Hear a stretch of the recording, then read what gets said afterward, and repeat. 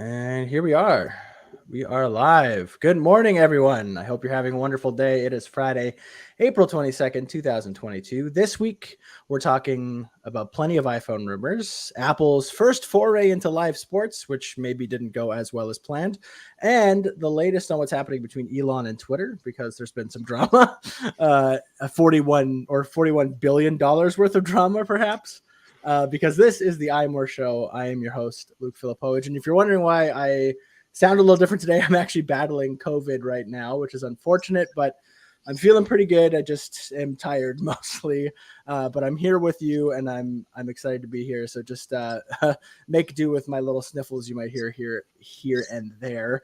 I am joined, as always, by my wonderful two co-hosts, Karen Freeman, iMore contributor. How you doing, Karen? Hello, I'm doing great. How about you?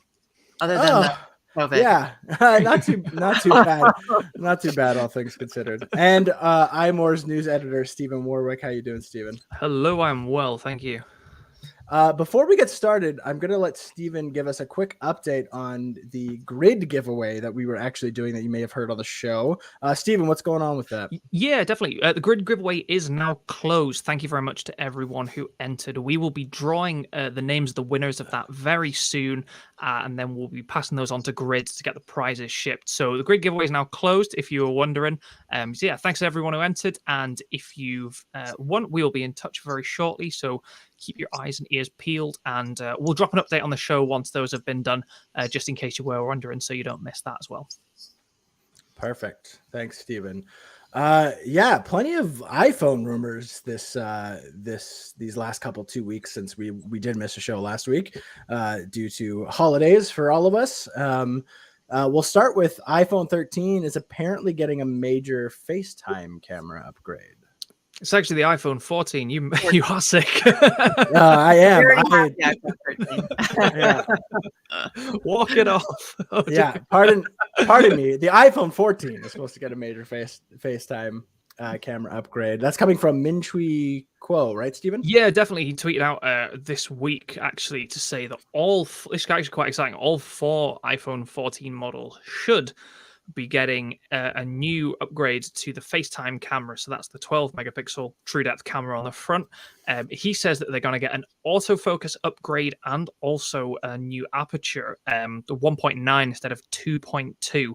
So this should, in theory, lead to enhanced and improved, I guess what we're talking, selfies, and especially portrait selfies with that autofocus feature and the aperture, and also just general improvements for FaceTime, Zoom, all the different kind of video calling options that you have on the front of the iPhone, which is really cool. I'm excited by this because apart from we've heard about possibly quite a big camera going on the back of the new iPhone, possibly like a 48 megapixel for one of them, but we are fast running out of things that could be upgraded on the iPhone. We thought there was going to be a redesign, and then those have been walked back. It's probably going to be very, very similar, if not identical, to the current one we have.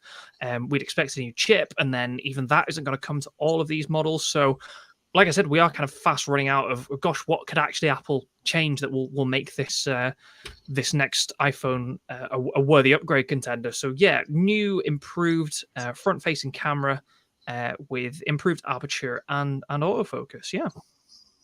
So there's no mention of it in the rumors, but do you guys think there's any chance they'll add center stage? If I'm right in thinking center stage, that requires the wide angle. Right. Yeah. Is that correct? That's the one they use on the front of the iPad for that.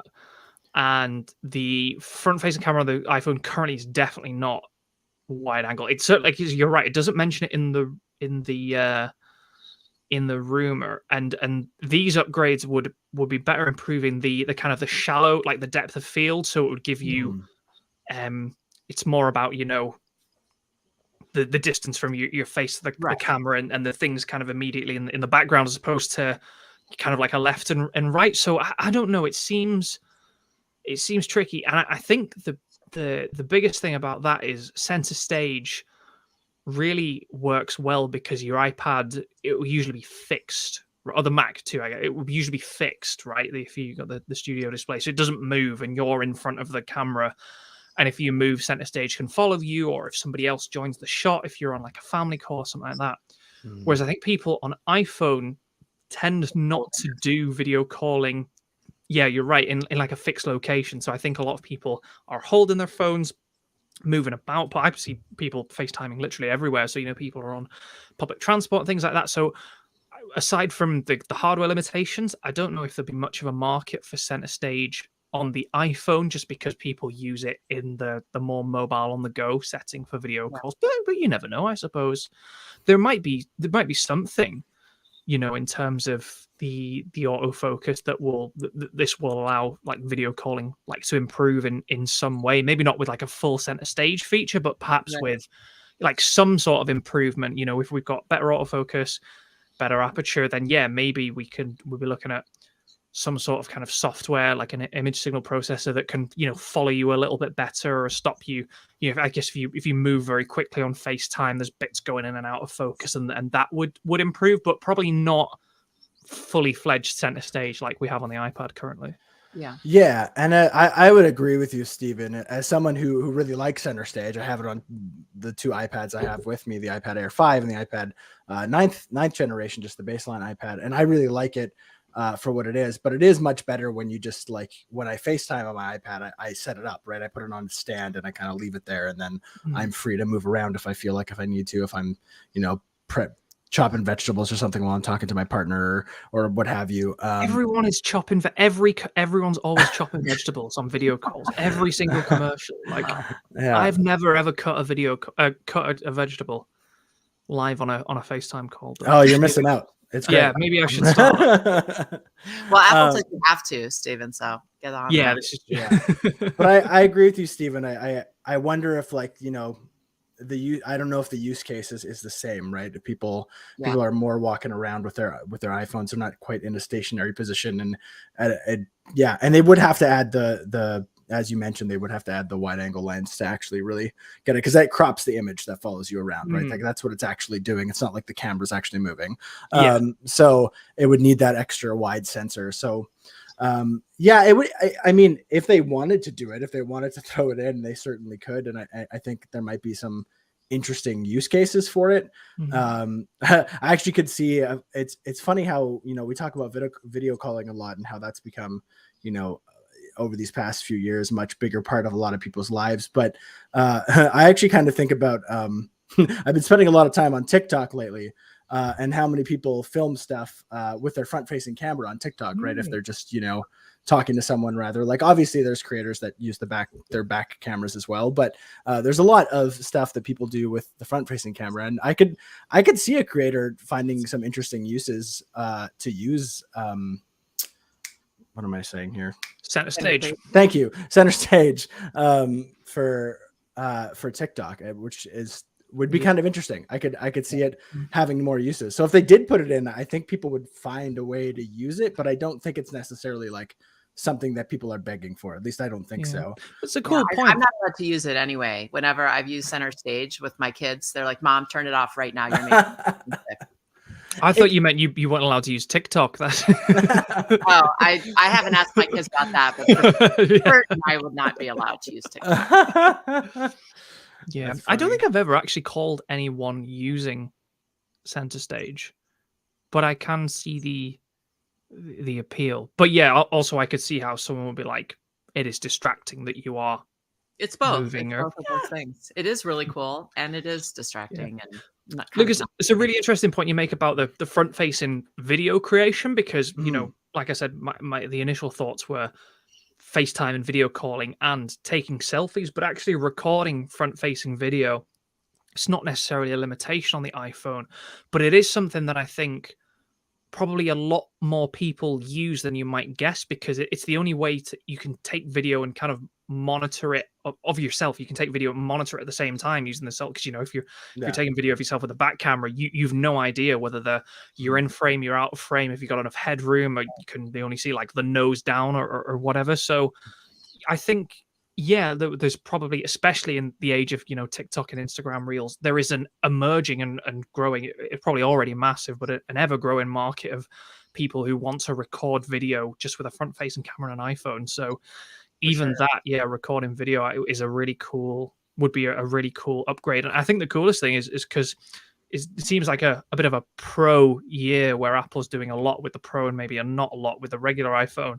That this is apparently coming to all of the iPhone 14 models, which is it's also interesting because it likely means it doesn't depend on Apple. We're expecting to change the notch in the Pro phone, get rid of it in favor of like a hole punch exclamation mark 1-2 combo, but that isn't kind of predicated for the for this autofocus and aperture improvement. So yes, I think it sounds really cool.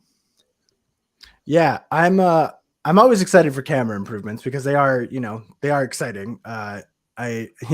It makes me wonder, we have that rumor that we talked about previously about how there's going to be a 48 megapixel camera on the rear of the device. And it makes me wonder, how cool that could be, but also how useful that actually is to someone like me who typically, I take my iPhone photos fairly often, but if I'm actually going to take, if I'm trying to take nice photography, I have a dedicated camera that I kind of do that with.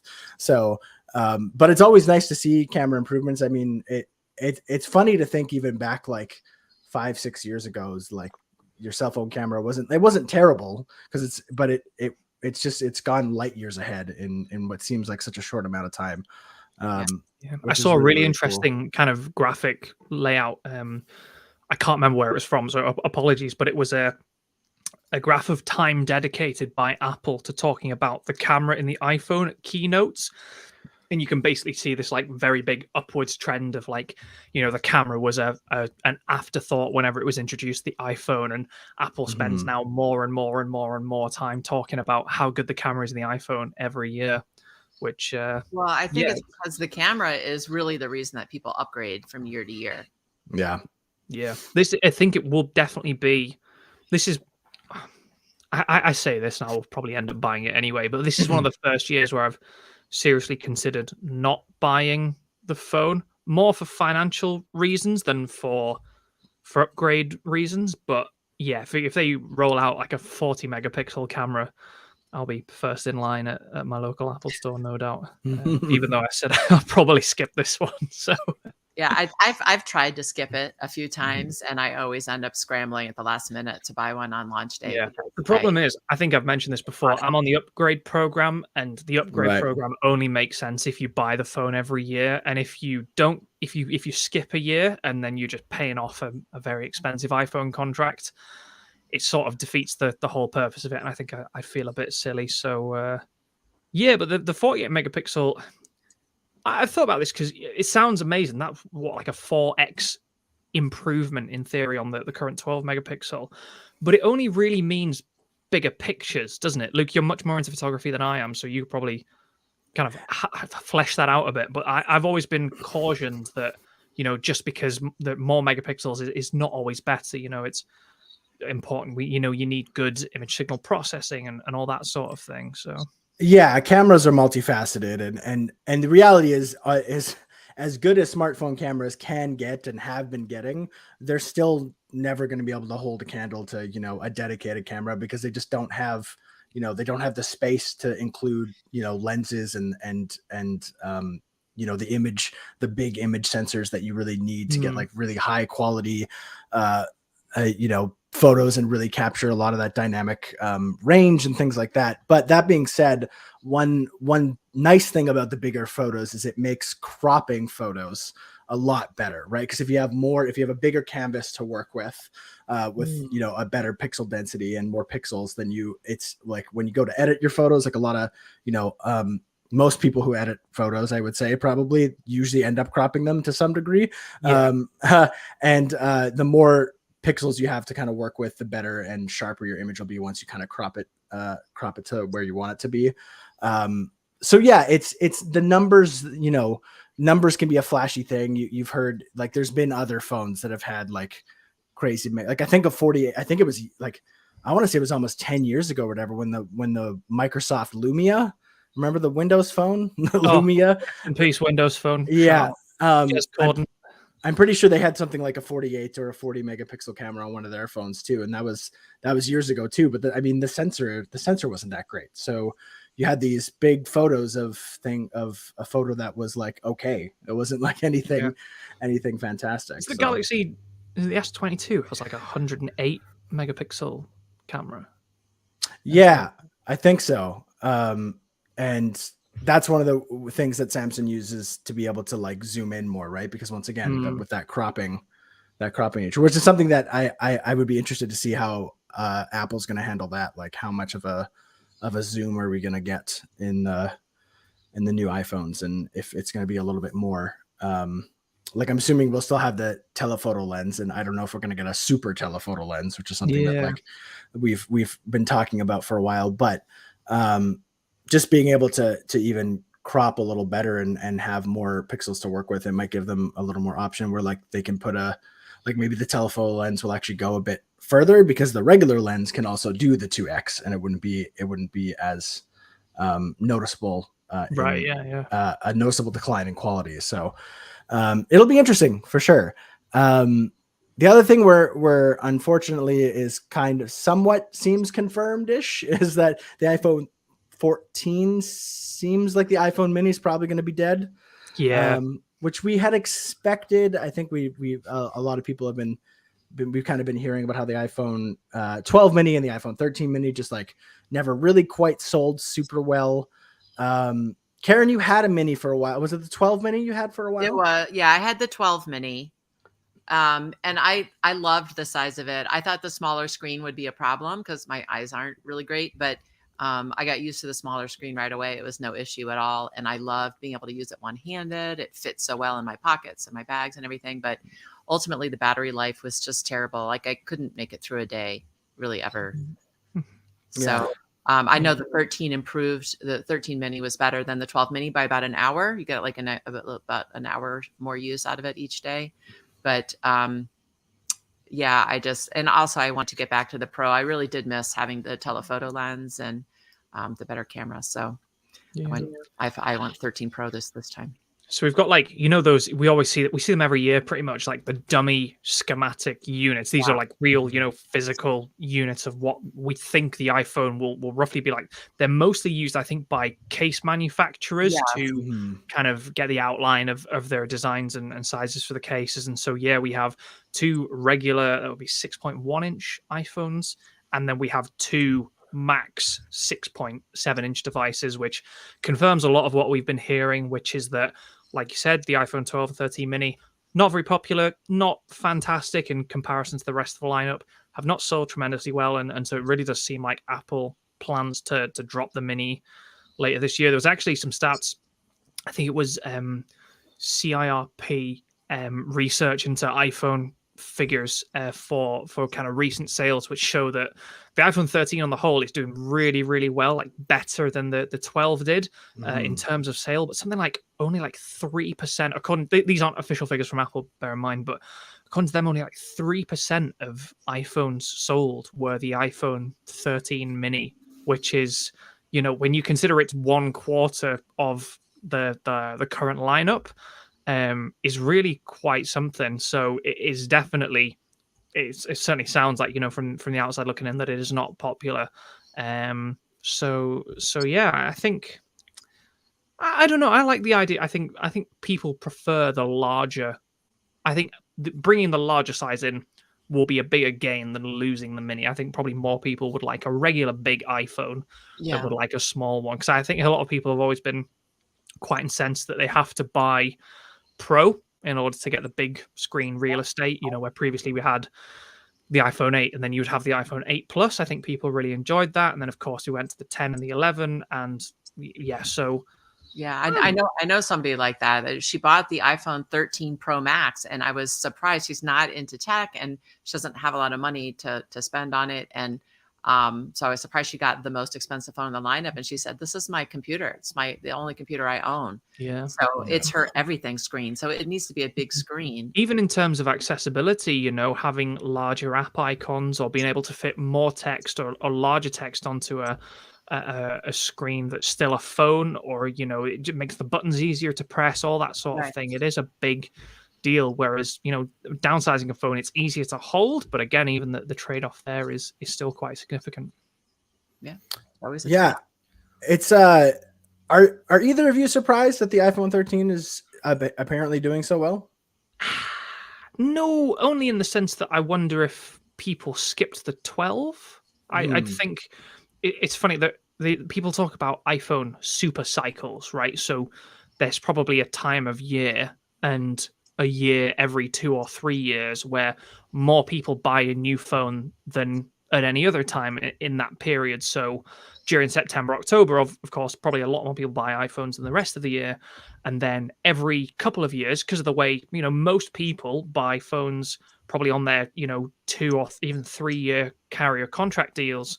So there's a good possibility that a lot of people got the 8 or the 10, skipped the 11, or got the 11, sorry, rather, skipped the 12 Right. because it wasn't. It was a decent, but it wasn't like a groundbreak. It wasn't like the 8 to the 10 or anything like that. So there's definitely a good chance that people skipped the 12 and went for the 13. But also, Yeah. like the 13 is a pretty excellent device. Well, we also have to keep in mind the times. I think when something happens like a pandemic, people tend to like not spend any money for a while. They're like, well, we need to kind of see where the world is going before I start spending money on frivolous things again. So maybe people held on to their phones a little bit longer than they would normally have, just to kind of wait and see where things are going. And then by the time the 13 came out, things were a little bit different. Things were starting to open up a little bit. Even a lot of Apple stores have been closed were closed for a very long time. Yeah, that's part of it too. Yeah. I know some people will not buy a phone online, period. They will only, I have some of my friends, like this is pretty common in my generation. Like they want to go into a store, hold the phone in their hand, pick out the phone and have somebody hold their hand, switching over from one phone to the next phone. Yep. So they would not do it they would never order a phone online. They'll just hang on to an aging phone on its last legs rather than order online. So that kind of something with it too. Yeah, I'm curious, Stephen, especially just in I feel like these days, pandemic or not, like phones are just so good now that like I know, there's the iPhone upgrade program in the UK and the US, not here in Canada, unfortunately, or else I definitely would be on it. But like people who subscribe to that are probably, like you said, are probably upgrading every year because that's kind of what it's designed for. But a lot of people don't. And if you buy a flagship phone in the last couple of years, like there's no phone that's not going to last you if you really want it to. It's not going to last you, 4 or 5, 6 years before you really need an upgrade again. Right. So I'm curious if we'll start seeing more of these cycles too, where we maybe hear of like, maybe the iPhone 14 will kind of like maybe not do as well, and the 15 might do a bit better, and then maybe the 16 will be really huge, so I'm curious of that too, just watching the market and seeing kind of like the life cycle of phones and seeing when people are actually upgrading. And I think stuff like this is pretty telling to see. Also pretty telling on like how much of an upgrade is it from year to year, right? Because that's the other thing that's happening with a lot of phones too. Like the iPhone 12, the iPhone 13 over the iPhone 12 wasn't like as huge, right? And if you go back, just it probably from like the 10 to the 8 that had like the biggest jump. Yeah, I feel like the jumps get smaller. Yeah, because there's only so much you can do. There's only so much power we can really put into these. We're at these peak pocket iPhone devices. right now. Yeah, It's to go. Speaking of peak iPhone, before we keep going on, I'm gonna let Karen tell us about some friends of ours. Yes, Mint Mobile. After years of fine print contracts and getting ripped off by big wireless providers, if we've learned anything, it's that there's always a catch. So when we first heard that Mint Mobile offers premium wireless starting at just $15 a month, we thought, what's the catch? There isn't one. Mint Mobile's secret sauce is that they're the first company to sell wireless service online only. They cut out the cost of retail stores and pass those sweet savings directly to you. For anyone who hates their phone bill, Mint Mobile offers premium wireless for just $15 a month. Mint Mobile gives you the best rate whether you're buying for one or a family. And at Mint, families start at 2 lines. All plans come with unlimited talk and text plus high-speed data delivered on the nation's largest 5G network. Use your own phone with any Mint Mobile plan and keep your same phone number along with all your existing contacts. Switch to Mint Mobile and get premium wireless service starting at just $15 a month. To get your new wireless plan for just $15 a month and get the plan shipped to your door for free, go to mintmobile.com/iMore. That's mintmobile.com/iMore. Oh, I'm sorry. It's mintmobile.com/more. Mintmobile.com/more. Cut your wireless bill to $15 a month at mintmobile.com/more. Thank you, Karen, and thank you, Mint Mobile and Ryan Reynolds, since he owns Mint Mobile. I'm pretty sure he directly probably talked to Jim. I'm sure Jim's really tight with Ryan Reynolds. I'm sure. I think he's coming on the show next week. Actually, no, don't say that. We can't promise the people Ryan Reynolds and not deliver. Yeah. Some more interesting iPhone news. Actually, looking all the way ahead to 2024, which, if the numbers keep going the way we go, would be the iPhone 16. 16. Yep. That's right. That is apparently, according to Min Chi Kuo, when we might see an iPhone without a notch or a hole punch. Yeah, or a exclamation mark or whatever we're calling it. Full screen iPhone, which that's what I'm looking forward to. I don't see that the exclamation point or even the hole punch is any real improvement over the notch. But I was thinking about this. Yeah, go on, Karen. I mean, the only thing I can think of is I do like seeing my battery percentage. So if we have like smaller stuff up there, then we could maybe see the battery percentage. I mean, it's what we see in the mock-up here. But ultimately, we got to go eventually with nothing. Just get rid of all of it. This is I've been thinking about this because, the hole punch. It's like, oh, we're getting rid of the notch. We're going to have a hole punch, and it's like we'll have an exclamation mark. So it's kind of two hole punches. They're like, well, what are we getting in exchange? Like, what benefit is there to the exclamation mark? Like you said, there's a tiny bit more space, but all of that for just the battery percentage. There isn't really much more screen real estate. Certainly not much usable screen real estate that I can see that is going to be a vast improvement on the current setup. So yeah, 2024, no more notch, no more hole punch. We're going to have apparently under display Face ID and an under display front facing camera, not Touch ID. Face ID, under display front facing camera. Notch will be gone, hole punch will be gone, and you'll have a full screen iPhone that looks, well, broadly similar to a small iPad, which is very exciting, with much thinner bezels, I suppose. Yeah, I mean, I still am. I'm when it comes to the notch, I'm still kind of like, okay, it's never really bothered me. Like Karen said, I think the one thing I do like is I like being able to have my battery percentage up in the top corner, which since we had the notch, that hasn't been there. However, now I typically have the battery widget like on my home screen anyways, just because, when I'm connecting my AirPods or any of my other accessories, and they're kind of all the percentages are right there, and same with the percentage of the phone. So it's kind of lessened for me in recent years. Like I haven't cared as much about having that percentage back. Obviously it would be nice to have it back there. And I hope that if we do go smaller, if we, this hole punch exclamation mark design that we've kind of been hearing about, if it allows that, that'd be cool. But I agree with you, Karen. It's not like we're really using that space for anything. That space is still earmarked for whatever happens to be there. And it won't be able to be anything else until it is completely gone. I think my biggest thing, and I've said this before, is like, I also kind of liked the notch just from a branding standpoint. I know some people may find that silly, but like when you look at an iPhone, you see an iPhone screen, it's an iPhone screen kind of by the way it looks. Like you don't even have to see the back of the iPhone. And people may scoff at that or think that it's weird, but like personal or like powerful branding like that is actually pretty important to a company. And I'm not saying that Apple won't get rid of it, because obviously it looks like that they're going to. But that's one reason why I'm kind of excited about this little exclamation point situation that we might have on the next phone, because it's once again something that'll be like instantly recognizable, which I think is kind of cool. I think there's a lot of power in that kind of like visual sort of identity of a device. And I do wonder like how much will the iPhone just kind of look like every other, Samsung or Google phone or whatever, once they get rid of everything, Yeah, I'm with you. Look, I actually quite like the notch, like not just in terms of, hey, that's an iPhone, but I like having the this might sound again silly, but like it's aesthetic, so it's purely subjective, I suppose. I do like having the side by side.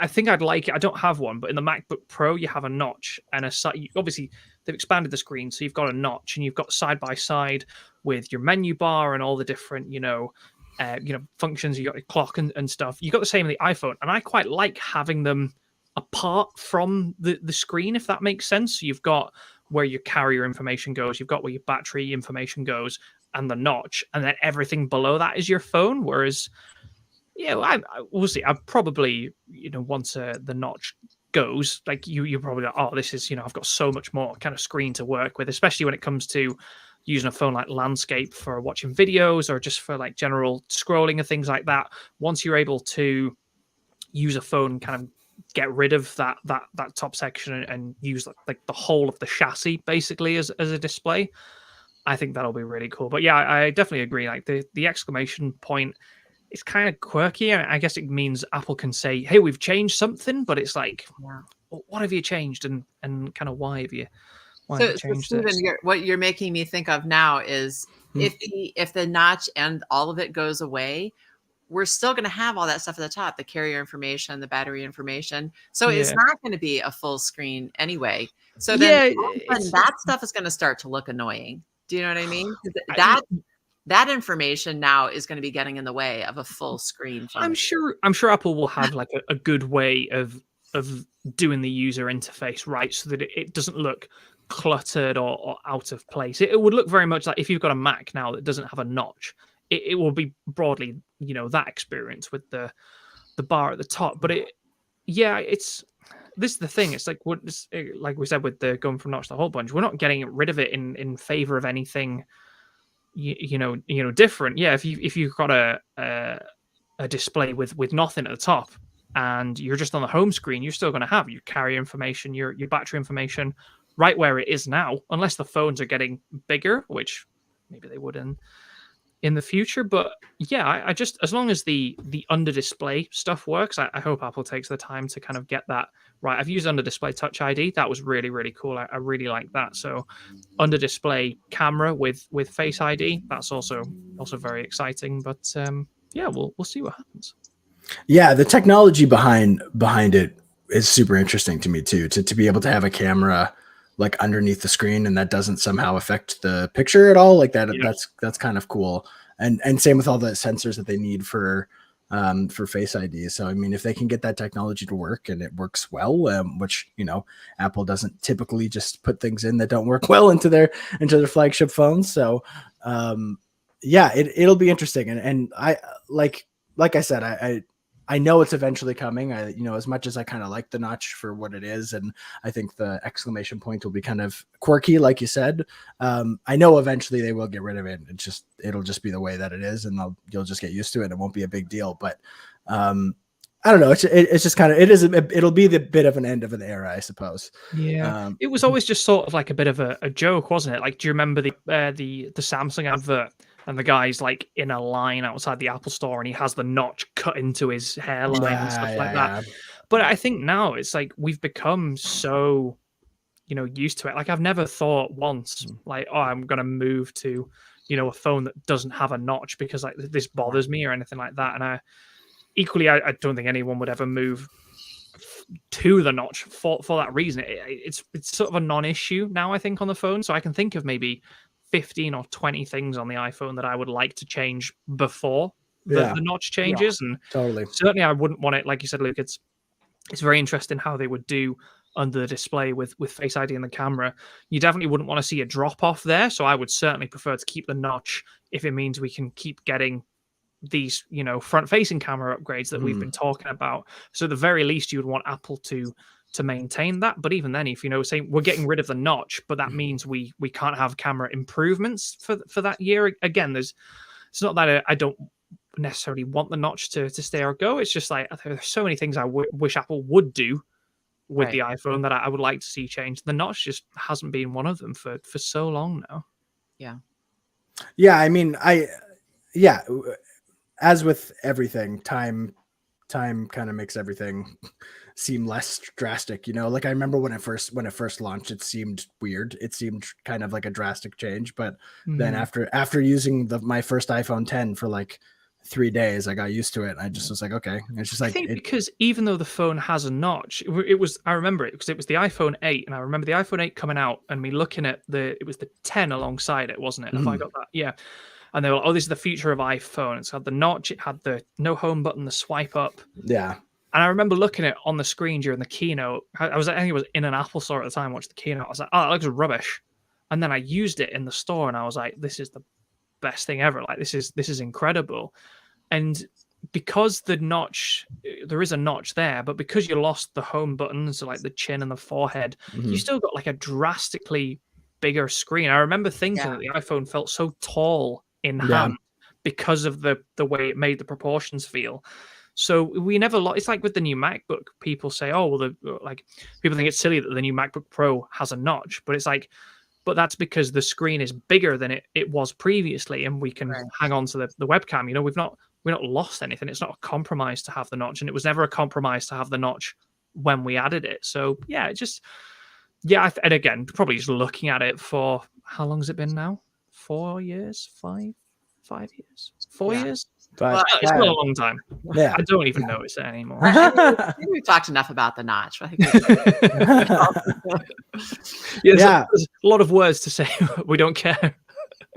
It's true. Moving on. One thing that we unfortunately we missed the very well, I guess it was right before we went on break, was going to be the very first Apple TV Plus baseball broadcast. So now that's happened, and there's been more than one. And apparently fans aren't liking it, Stephen. What's the word around the internet? No, the general. So I don't follow baseball. I don't like baseball. I don't think it's very good. But I have been managing iMore's kind of baseball coverage because lots of people are very interested in this, and it's also a very new technology. So lots of people are trying to figure out when are the games on, how do I watch this? So it's been really interesting to see kind of the buzz around the coverage. But yeah, the first games happened, like you said, the night we finished for the Easter break, and the general response has been really pretty terrible, and notably terrible once you remove everyone always has like something they can object to, like live sports coverage, right? So once you take out like the regular objections or things you'd expect to see, even then people are still like, this stinks. Like broadly, people quite liked the only thing people really did like was the quality of the broadcast. Everyone was saying, oh my gosh, baseball in 4K, this is a revelation, because wherever else they would watch it, it would be like in 360 or 720p. Funnily enough, it's actually only in 1080p, but I'm guessing it'll be upscaled if you've got a 4K TV. But the quality of the 1080p broadcast is so good that everybody basically thought it was in 4K. So that was a big positive. It's got a very Apple-esque graphics layout, very clean, very minimalistic. It's not like, you see a regular, I watch the NFL through American broadcasts, and you've got like a scoreboard in one corner and like 3 sponsors in the other, and then like a ticker with like a constant stream of news going across the bottom. Apple baseball, it literally has one tiny box in the corner that's got like your 2 teams, runs, what inning it is, and what pitch it is, and nothing else. And people for the most part seem to really like the clean, not cluttered aspect of it. Apple. It is, yeah, very. That's the thing that everyone sort of looked, was like, oh, this looks like an Apple presentation, which I think is important. But the overall consensus, really, the commentary and the announcing has been the biggest sort of complaint and turn off.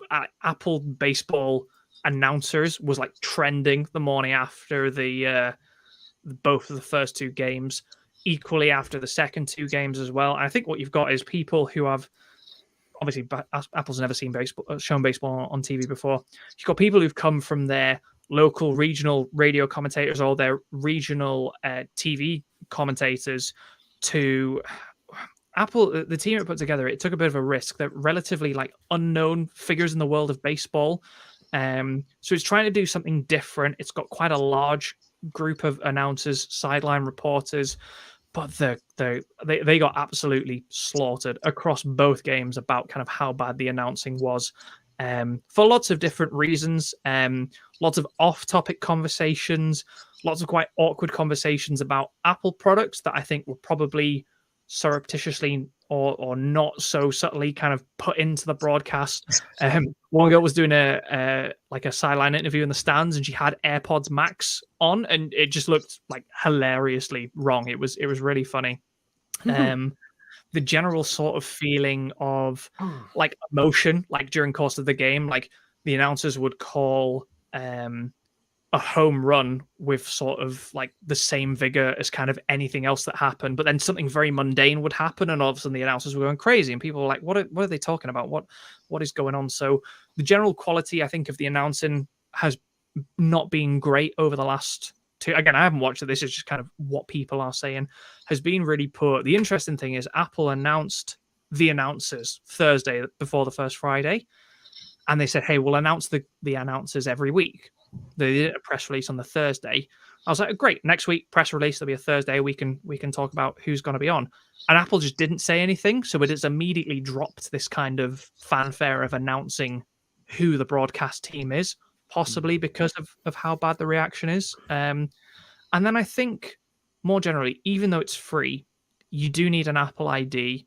It is another thing to sign if you're not in the ecosystem. It is another thing to sign up for, to log into, to figure out how to use. And I think generally for sports fans, not just baseball, fragmentation in streaming and watching games, as much as it creates competition, it is a frustration because you've got lots of different people vying for your time and your cash and things like that. So on the whole, the reaction has been really pretty poor, but there's plenty of headroom, I think. And like I said, the basics of good quality, there was some outages in the first couple of games, but the basics of good quality broadcasting in terms of picture, you can watch it on all your different Apple devices and things like that. There is plenty of room for improvement, but the quality of the announcing so far really does seem to be like the bottleneck, which is a shame. Yeah, we did some very informal polling of our readers, and the majority haven't actually seen it, but of the ones who have seen it, we're still getting many more people who loved it as opposed to didn't love it. Do you know what's really interesting? I had planned, regardless of what happened, to do some sort of reaction roundup, right? This is a huge deal. Apple's covering live sports the first time. So the Saturday after the first Friday night baseball, I was like, cool, we'll jump online and we'll check out what people thought of the broadcast, and we'll take it from there. And I was looking in a bunch of different places. Twitter, right? That was a prime source. But I also jumped on Reddit, and what was really interesting was there was people in Apple Reddits, so the general Apple Reddit, the Apple TV Reddit, who were saying, "Oh, this is great. This is great quality. These graphics are very Apple." But then I also went into the baseball Reddit, so these are primarily like baseball fans as opposed to maybe Apple enthusiasts. Yeah, very different crowd, I bet. And they all hated it. So there's definitely like a polarization of where I think the reaction comes from. I think obviously if you're in, Apple Reddit, you probably already own an Apple ID and a device that you can watch it on, and you'd be broadly familiar with how to find that listing. So yeah, we'll see how it goes. There's another round of games this evening, and this is week 3 of 12 weeks of free baseball. I feel like the announcers would be the easiest thing for Apple to improve, like for Apple to take in this feedback and make improvements there. It seems like the easiest thing. Yeah. It's a strange thing. Announcing in sport in general, especially in America, it's not such a big deal here, has become almost like a product in itself. So you have commentators going to these networks and earning millions of dollars because they are a huge draw to games, and it's also, I watch the NFL, right? And so you have lots of ex-players who are going from the league straight into commentary. You've got Drew Brees going to, I think, Sunday Night Football. You've got the Manning brothers on Monday nights. You've got people going to like Thursday Night Football. There's rumors Pat McAfee might be going to Amazon's Thursday Night Football swirling this week. And these are huge deals. And so broadcasters and companies are pouring millions of dollars into hiring great personalities that are not as much of a draw, but of a similar draw to the game itself and the team itself, because you don't know who's going to be on Thursday night football or Friday night baseball. But if you know that someone that you love in the booth is going to be on announcing it, you'll be much more likely to tune in. And I definitely seen kind of commentary that Apple has sort of taken a big risk by going with a. Do you think Apple will do that? It didn't. Don't you think Apple will add some? Possibly. I mean, it'd be quite a U-turn, because I think Apple, for the foreseeable, has probably committed to the folks that it has in those booths right now. But like I said, they were kind of relatively unknowns and not like recognized like combinations even. So I think there was definitely, a lot of the comments going around. Some people were saying like it feels like someone has accidentally just broadcast a podcast over the game, or it sounds like this is the first time such and such has ever watched a baseball game. Kind of those sorts of comments. So maybe again, I assume this is some sort of experiment on kind of Apple's part, a very expensive experiment at $80-something million a year. But I wonder if, looking back and kind of forward, Apple will sort of say, the broadcast element of the sport needs to be better, because I imagine Apple's probably banking on like the tech aspect of it, which is having a great quality stream, having it very easy to watch on multiple devices, and didn't forget about, but it has gambled on a different approach to the broadcast element, which does not seem to be paying off so far. So we will see as the games progress. Admittedly, that may just be a combination of nerves and getting the different broadcast teams together, and that chemistry, right? It takes time to generate that between a broadcast team, so it may improve kind of week to week, but broadly similar comments in week 2 as opposed to from week 1 as well. So there wasn't kind of any sort of immediate change to appease folks. Yeah, well, first of all, like you said, sorry, it does take time for teams to gel, and I think give Apple a couple of weeks, maybe they will gel better. But I am surprised that Apple didn't bring in the star power right away, because that has been Apple's MO with other products like Apple TV Plus. Right away, they started with shows that had huge names. Like, you think about like the very first shows that were on, like the morning show, like Jennifer Aniston, Reese Tom Witherspoon, Hanks, Steve Carell. And they had them at the keynote. They had the celebrities at the keynotes to introduce this stuff. Like, they really banked on that star power. And even with the Fitness, the Apple Fitness Plus, they didn't so much bring in celebrities, but they made a really big deal about how good their instructors were. We got like Time to Walk with like Prince William or someone. The Time to Walk, they got huge celebrities. So it seems like Apple has been doing a mix of extremely talented unknowns and huge star power, and then it seems like they did neither one for the baseball, which is kind of weird. There is, I suppose, an argument that, as you said, Karen, not everybody hated it. We've certainly, lots of our readers and listeners enjoyed the baseball, and if you're listening to this now and you watched Friday Night Baseball, do get in touch with us on Twitter or in the podcast comments just to let us know what you thought. But there is possibly a sense that Apple is trying to make baseball a more accessible or a more kind of widely, like a widely drawn sort of experience, which would explain why, they weren't necessarily banking on, a huge, kind of baseball, what's the word? Not like an icon, but just like, like a household name to bring into the booth. But we'll see what happens. I can't see if sort of the swirlings are true that Apple, maybe wants to get into NFL Sunday Ticket or something like that, that Apple is going to be, banking on, relatively unknown names for those sorts of things. Because so far, at least for the baseball, it doesn't really seem like it's paying off. Yeah, and Karen, you hit the nail on the head. That's what I was going to say, was that I'm surprised at the approach that Apple took, because it's not like they don't have the money or the power to go out and get a good well-established broadcast team if they wanted to, right? So it's an interesting approach. I haven't, like we've been talking about it, I haven't quite checked it out yet. The first game that has the Toronto Blue Jays on it is probably the first game I'll probably check out, because I'm not a huge baseball fan.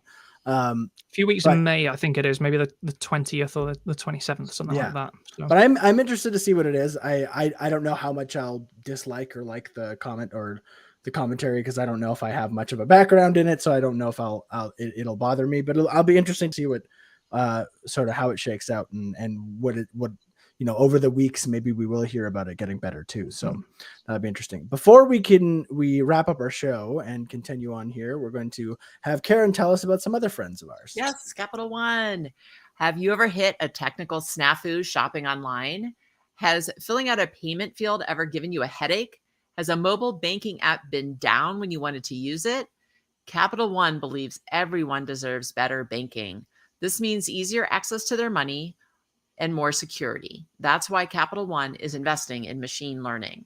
Machine learning allows Capital One to do things like fight fraud with random forests. Models quickly detect suspicious activity and make it faster to alert federal investigators. Identify how mobile app outages happen with causal models. Keeping our mobile app up and running doesn't happen by accident. Anomaly detection and incident response help determine why app outages happen so engineers can quickly remedy them. Speed up online shopping with machine learning at the edge. Make shopping with virtual card numbers smoother and more secure. This technology is based on logistic regression models and running inference in the browser. It identifies payment fields, which helps make using virtual card numbers easier and faster. The potential of machine learning is so big. See how Capital One is using machine learning to create the future of banking. Search machine learning at Capital One. Capital One, what's in your wallet? Thank you, Karen, and thank you, Capital One, for sponsoring the iMore show. We'll hit on this really quickly because I did tease it at the top of the show and wanted to talk about it. So Elon Musk has offered to buy Twitter, just straight out buy Twitter for over $40 billion. Yeah, sorry, it's a little old news now if you're listening, but right before we took our break, we would have talked about Elon buying quite a big share, like a 9% or something share, saying, hey, I'm going to sit up on the board. I've got lots of cool changes. Then what happened is Elon changed his mind and said, I'm not going to sit on the board, actually. And everybody was like, okay, what's going on here? Then all of a sudden, it emerged that Elon had offered to buy all of Twitter, so 100% stake, to the tune of, so the offer was $54.20 a share, which shakes out at around $42 billion. Which is not an insignificant sum. I think he's worth 270. So like that's quite a substantial, portion of his wealth. Obviously, he won't be using all of his money. He reported this week that he'd secured the funding, about half of which is his money and about half of which comes from kind of investors. Morgan Stanley, I think, is mostly kind of the providing the loans for that. So yeah, Elon has decided he wants to buy all of Twitter. He says that he can unlock its potential, whatever that means. Sounds a bit ominous, I'm not going to lie. But he has floated out some like very early, here's what we should do. I think he wants to make the algorithm open source so people can see why certain tweets get pushed to the top and others sink to the bottom.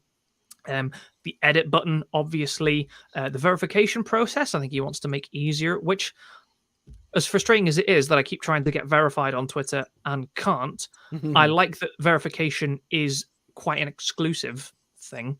I don't want everyone to get selfishly. I don't want everyone to get verified because that would cheapen my quest to hopefully eventually get verified.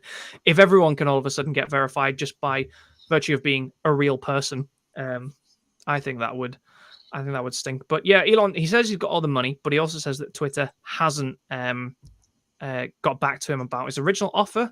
I think he's also considering a tender. I don't have enough financial know-how to know what that means, but basically to kind of force through the deal as opposed to agreeing it with Twitter. I don't think Twitter is on board. I'm not really sure they're that into it.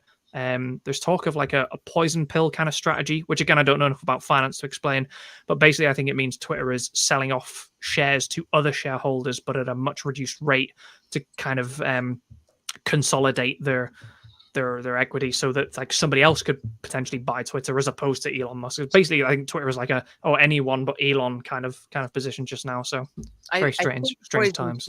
I think a poison pill basically devalues the all of the stock, so it does hurt the company. That's why it's it's definitely it's not great totally for Twitter. The person that's trying to do the hostile takeover. Yeah, it's a weird situation. I mean, if you follow Elon Musk on Twitter, or not even just in Twitter, just in headlines, he's known for beating his chest. He's known for having an ego, and that's definitely kind of on full display here. If he was to all of a sudden own 100% of Twitter, I like personally, I wouldn't be the biggest fan of it because I'm not the biggest fan of him. That's just my personal opinion. But like at the end of the day, I don't know how much would really change. Like I'm curious. Yeah. Like I mean, he's talked a lot about free speech, and there's some people who believe that he would bring, like certain changes that some people don't like back, and or certain accounts that people that have been banned, and there's a lot of weird kind of drama, I guess, if you want to put it that way. Who knows what he would really do? Kind of, yeah. But part of me wonders if like Elon, like being the richest man in the world and having over like you said, like 270 billion is roughly. Obviously, that's not all cash in the bank. That is assets, but right. But being the richest man in the world, like he does all right. He truly has just like, I could do whatever I want money. And I feel like a lot of the times he does whatever he wants because he has that ability. So I wouldn't be surprised if this is more to just like, he's kind of had a feud going on with Twitter for a while. He's been very critical of how Twitter has run its business. And I'm curious if this is more of a way to kind of rustle Twitter's jimmies than really anything else. It was the ultimate midlife crisis, where most men would buy a convertible. No, I'm gonna buy a social media platform. I'm gonna buy a social media. Yeah, that's funny.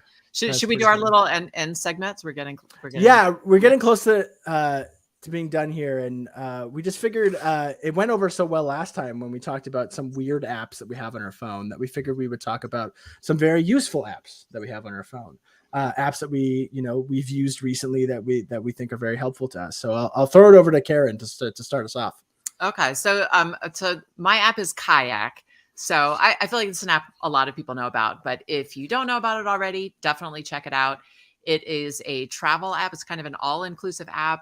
So the first thing I recently used it for was to buy airline tickets and book a hotel.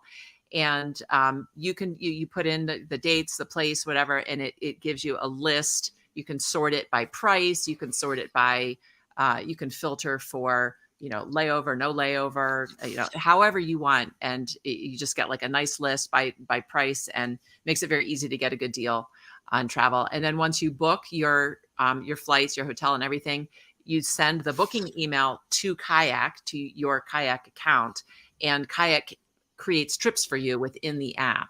So, like I'm going to be traveling to New York soon, and I have the New York trip in my app. And so I will get a notification telling me it's time to check into your flight. It's, and all of the information there, I can put it directly on my calendar from there. It just makes everything very neat and organized. And if I forget, like if I lose the emails or I forget my confirmation number, it's all right there in the app, and I can just find it with a click. And it's free, all free. Go to Milan on Sunday. I might check that out. Very nice. How about you, Stephen? What app have you been using lately? So my app is a really cool one. It might not be available in the US. It's definitely in the UK. It's called Too Good To Go, and it's an app that people use to try and save food wastage, basically from restaurants, hotels, bars, that sort of thing. So you can jump on Too Good To Go if you're about in town. I used it in Edinburgh just the other week, and you can search for food to buy cheaply. You can search by location as to where you are, or kind of meal times, or different hotels, chains like that. So one example might be like a hotel that, does a cooked buffet breakfast for its guests, which might cost you £10. You can jump on Too Good To Go and you can buy like a mystery bag of that breakfast for £2. So it's 1/5 of the price. You go in and you can collect. I've done it before and gotten, reams of cooked breakfast, sausage, bacon, eggs, all that sort of thing, pastries, coffees. And so here in Edinburgh, it works with there's donut kitchens and things like that, and different pastry shops. So it's really cool. You get like a little thing that says, hey, you've saved this much in, because food wastage, it creates a lot of CO2. And of course, it's, in creating the food and then also disposing of it. So it's just a really cool way to save food and, eat delicious food usually on the cheap. It is a bit of a lottery though. So sometimes you might get like 2 muffins and a banana in a breakfast bag where previously you got a full cooked breakfast. But yeah, too good to go on the App Store. Yeah, it is on the American App Store. Oh, fantastic. Yeah. TOO, good. Yep. TO, go. Yeah. Nice one. Wow, check it out. And for people who aren't picky eaters. Yeah. But yeah, that's a really cool deal. It is. And I mean, like food, like you said, food waste is such a big problem. Like we waste so much food every day, really. Like it's so if there's any way that can, if you you can save a little money and prevent food from just, going in the bin, that's good. Yeah. And it would actually be a really cool thing to do. Like if you want to feed homeless people or, even absolutely, if you can go out and buy the food and just distribute it. 100%. Totally. I'll quickly give a rundown of mine. It's not super exciting, but so I like to switch my iPhone background very often. I just like it to look different. And I used to spend like no word of a lie. I used to spend like hours trying to find like really nice ones like around. And I would just like go on Reddit typically, or I'd look at things and I'd look at art that I liked and I'd make screenshots and I'd have a little folder. And then eventually I would run out and I'd have to do that all again. So I actually recently downloaded this app called Backdrops, which is just a wallpaper app, and it has a ton of wallpapers that are kind of like this. This is my current one I have. Nice. They're just like really kind of simple, sort of abstract designs. That's kind of like the style I like to go for. It's just like clean and nice, and they have like a ton of different options, and they're all really high quality. So like when you download them, they're really like sharp images. You're not going to get any like weird fit issues or anything on the screen, and they just have like they have a ton, and it's just like you can just go through the entire thing, and it's all. Are they divided by category? Yeah, there's categories. You can just explore random things. Like a lot of them tend to be this sort of like abstract kind of art, but there are different like nature ones and things like that, like ones from like satellite imagery from Google Earth and stuff like that as well. Cool. So it's just like, as somebody who really likes to switch up my background fairly often, this is just like, it's made it easy now. I just open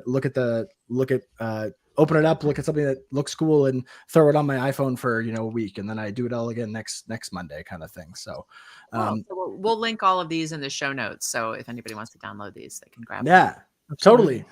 And that is our show for today. Thank you so much for joining us. If you joined us live, we really appreciate you. Thanks for commenting and following along. If you're catching us later, either on YouTube or in your podcatcher of choice, thank you so much for listening to us. We really do appreciate it. Love hearing from you. You can reach out to us about what we talked about anything.